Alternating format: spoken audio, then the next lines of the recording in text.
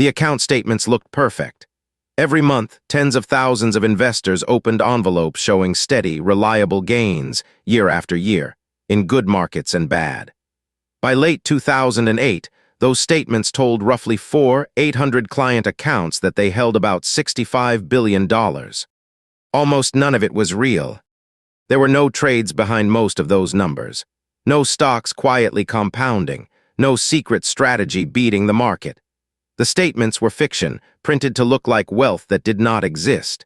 It was the largest Ponzi scheme in history, and it was run by one of the most trusted men on Wall Street, a former chairman of the Nasdaq stock market. His name was Bernard Madoff. On December 11, 2008, the FBI arrested him. On March 12, 2009, he pleaded guilty to 11 federal felonies.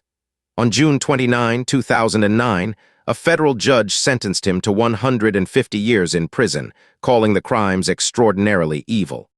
This is the story of how a scheme with no real trades survived for decades, how it was built on trust rather than returns, why the warnings were ignored, and what finally forced the numbers back into reality. To understand the fraud, it helps to understand how respectable Bernard Madoff appeared. He founded his firm, Bernard L. Madoff Investment Securities in 1960, starting with a few $1,000s of his own savings.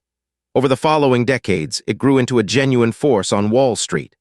By 2008, the firm was one of the largest market makers in the stocks of the S&P 500, a legitimate high-volume business that matched buyers and sellers and helped power the modern electronic market.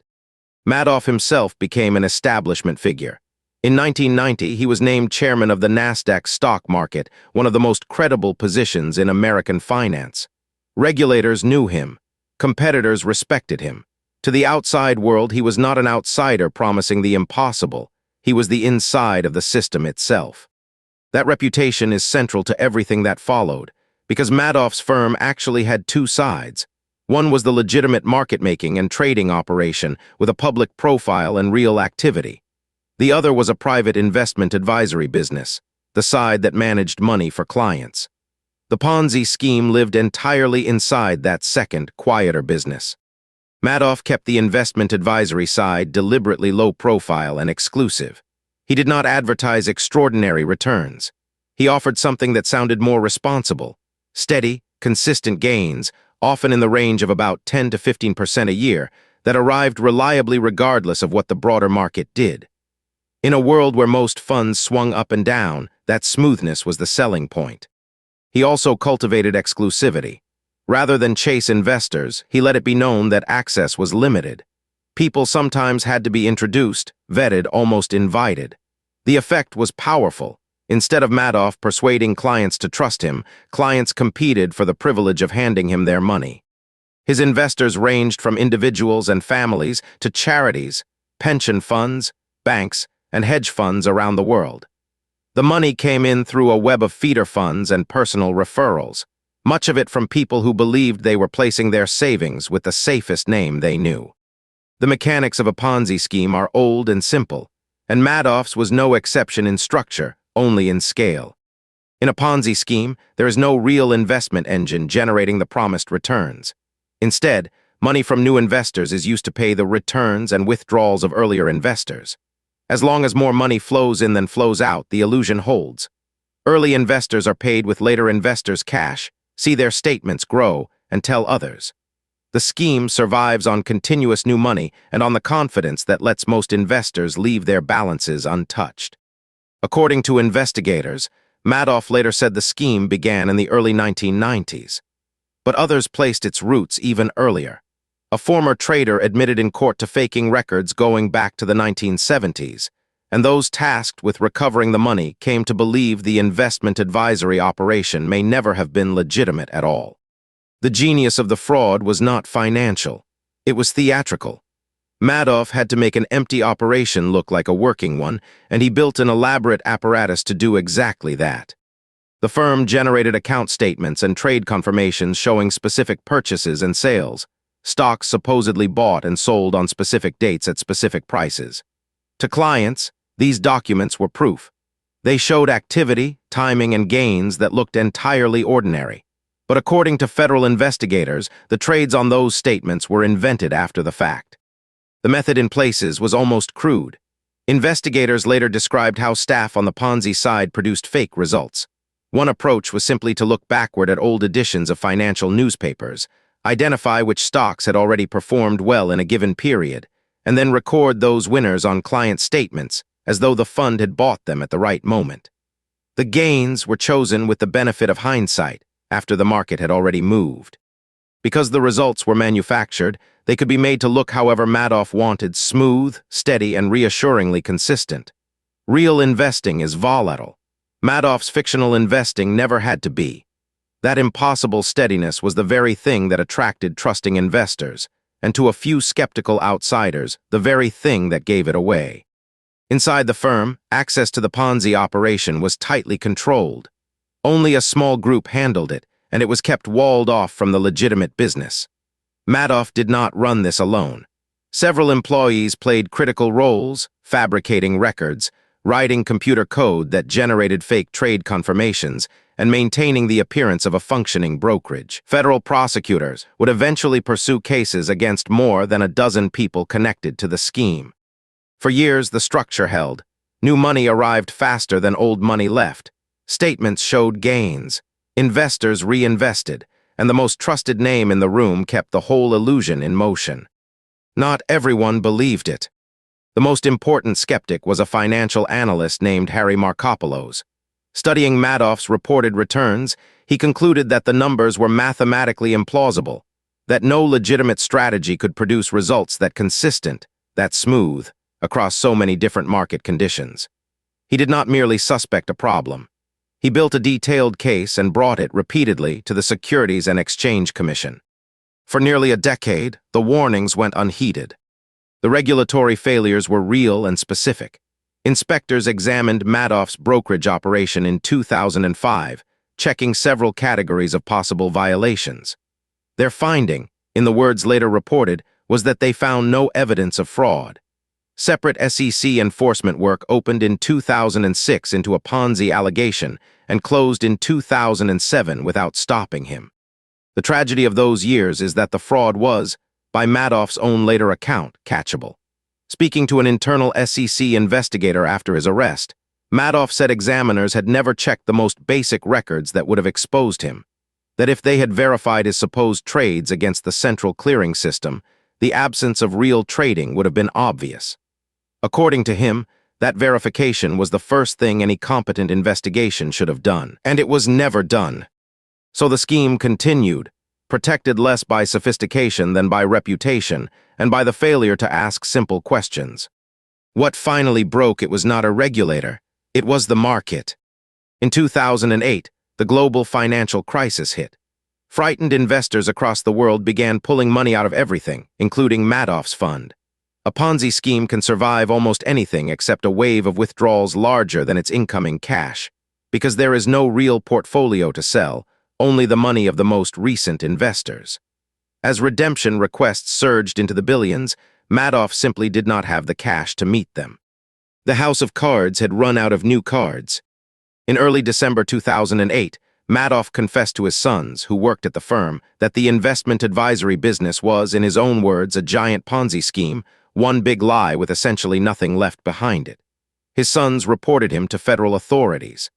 On December 11, 2008, FBI agents arrested him. According to the criminal complaint, when an agent said they were there to find out if there was an innocent explanation, Madoff answered that there was no innocent explanation. Once the scheme was exposed, the accounting of the damage began, and it was staggering in every direction. On paper, the losses were enormous. The roughly 800 client accounts held statements showing about $65 billion, a figure that represented the largest Ponzi scheme in history. But much of that $65 billion had never existed. It was fictional profit, invented on fake statements over many years. When investigators subtracted those phantom gains and measured the actual money that real people had actually put in and lost, the figure of direct principal losses was estimated at around $18 billion. That distinction matters. $65 billion was the size of the illusion, and roughly $18 billion was the size of the real whole. Both numbers describe the same fraud from different angles, one measured in lies, the other in lost savings. The victims were not abstract. They spanned individuals, retirees, charities, foundations, pension funds, and institutions in dozens of countries. Some were sophisticated financial firms. Many were ordinary people who had trusted a famous name with their life savings. The legal reckoning came quickly. On March 12, 2009, Madoff pleaded guilty to 11 federal felonies, including securities fraud, wire fraud, mail fraud, money laundering, perjury, and making false filings with the SEC. There was no plea agreement. He simply pleaded guilty to all charges. On June 29, 2009, Judge Denny Chin sentenced him to 150 years in prison, the maximum allowed. The sentence was, in a sense, symbolic. Madoff was 71 years old, but the court clearly intended it to reflect the sheer magnitude of the harm, describing the crimes as extraordinarily evil. Madoff served that sentence at a federal medical facility in North Carolina, where he died in April 2021 at the age of 82. Because Madoff insisted for a time that he had acted essentially alone, investigators turned to the people who had kept the machinery running. They did not accept that a fraud of this size could have been executed by one man. Over the following years, federal prosecutors pursued cases against more than a dozen individuals connected to the scheme, employees who had fabricated records or written the code behind the fake confirmations. The firm's chief operating officer eventually cooperated with prosecutors.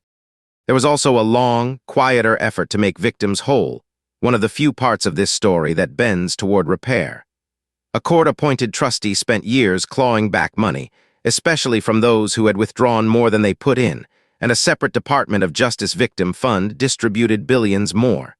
By the final distributions reported at the end of 2024, more than $4 billion had been paid out from the DOJ fund to over 40, zero victims across nearly 130 countries, and combined recovery efforts had returned roughly 94% of the estimated principal losses, an unusually high recovery for a fraud of this scale. The Madoff scheme is often described as complex, but its core was disarmingly simple. The lessons are less about sophistication and more about human trust. The first lesson is that consistency can be a warning sign, not a comfort. Real markets are volatile. Real investing produces uneven results, good years, bad years, surprises. Madoff's returns were suspicious precisely because they were too smooth, too steady, too immune to the chaos that touches every genuine portfolio. The very feature that reassured investors was the feature that should have alarmed them. Harry Markopolos saw the impossibility in the numbers. Almost no one else wanted to. The second lesson is that reputation is not verification. Madoff was believed because he was a former chairman of the NASDAQ, a fixture of the financial establishment, a name that carried its own credibility. Investors, feeder funds, and even regulators extended trust based on who he was rather than proof of what he did.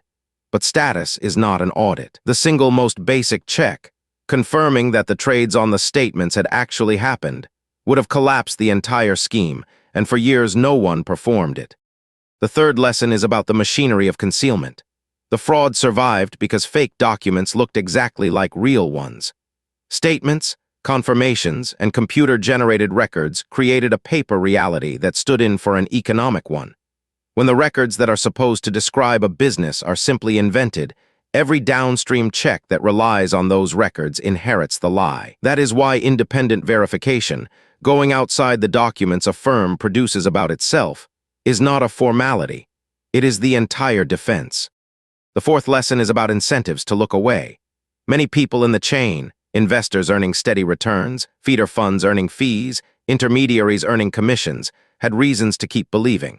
As long as the money flowed and the statements looked good, questioning the source of the returns meant risking the returns themselves.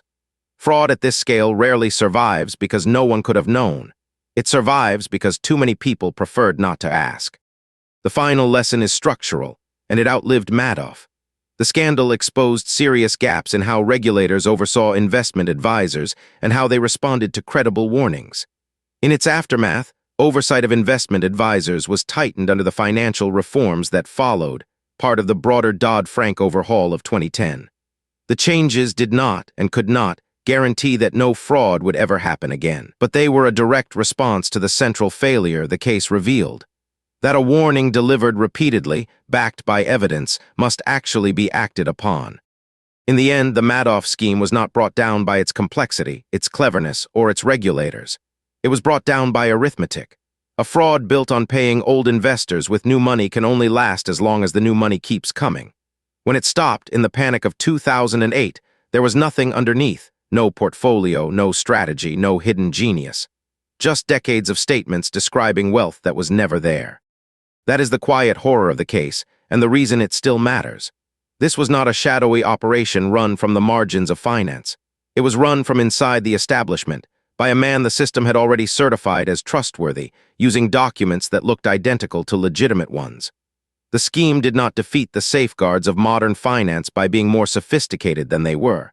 It slipped past them by being trusted, and by being boring, steady returns. Respectable name, no drama, until the day there was nothing left to pay out. The largest fraud in history was hidden not behind brilliance, but behind confidence that no one thought to check. This video is for educational and informational purposes only. All information is sourced from publicly available documents, regulatory filings, and credentialed news organizations. Bernard Madoff pleaded guilty to 11 federal felonies in 2009 and was sentenced to 150 years in prison. He died in federal custody in 2021. Source links are available in the description.